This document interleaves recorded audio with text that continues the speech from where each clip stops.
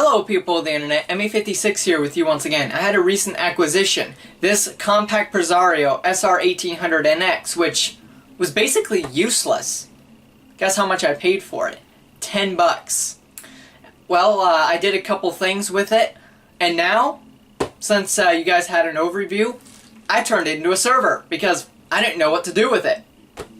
We're going to check out how to install FreeNAS, which is what I'm using on this thing, and then I'm going to tell you my thoughts on this thing, which, trust me, there are a lot of them.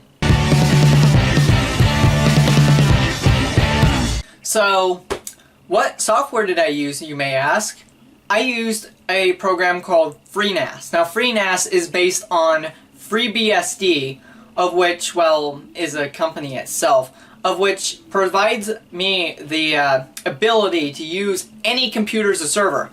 I could use my daily used computer, I could use my brother's computer, I could use my old Tecra, but I just chose to use the Compaq. Why?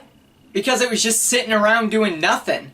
So, let's get on with the installation. First, you have to download the ISO file from FreeNAS, which is about a few gigs in size. There is a 32-bit version and a 64-bit version. The 64-bit version requires a whopping 8 gigabytes of RAM. I'm serious. If you have under 8 gigs, just don't use it. It's not going to work worth a crap to you. Go for the 64-bit one only if you have over 8 gigs. Honestly, I'd recommend 16 gigs for that because it probably runs extremely sluggish. Anyway, but how do you get there?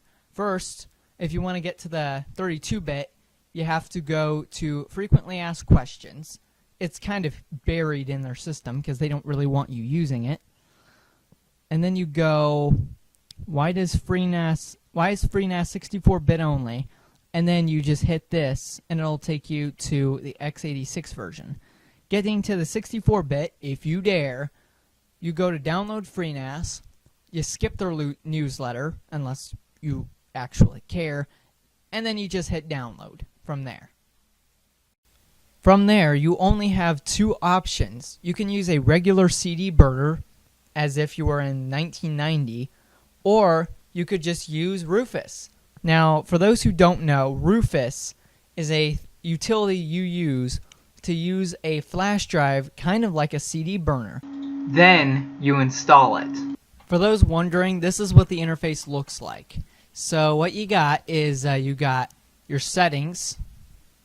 You can change whatever you want in here. Your system information. You can change also anything you want in here. And your reporting, which basically tells you how the computer is doing. From there, you can do basically whatever you want with this thing.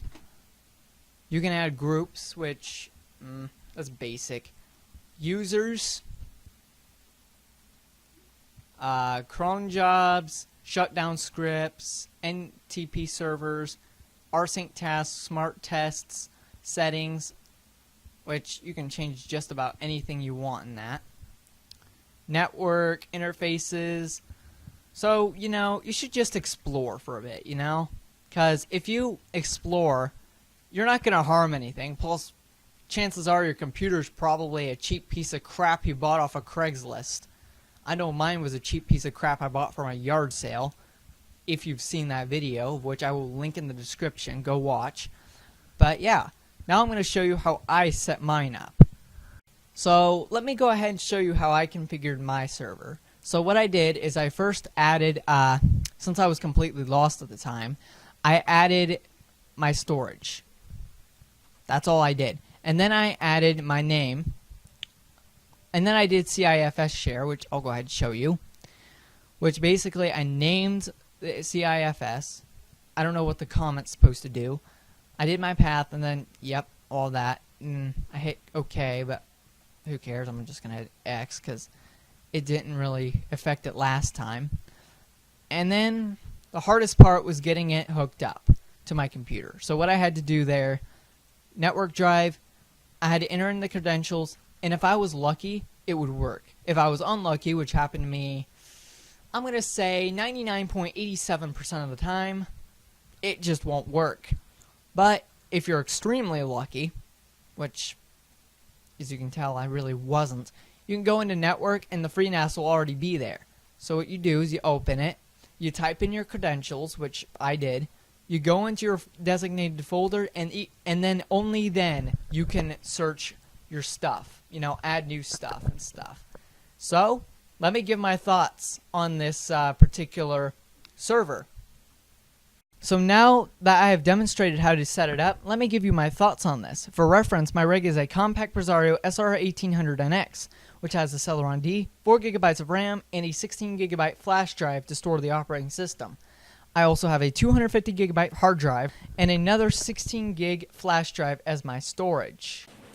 Anyway guys, that's all there is to this video. That's how you set up a server, and that's my thoughts on the Compaq Presario SR1800NX, which is currently working its butt off, trying to get this video put onto the server so I can put it on YouTube, and you know, that type of thing. Thank you for watching. Like if you want, comment if you want, subscribe if you want, and well, thanks for watching.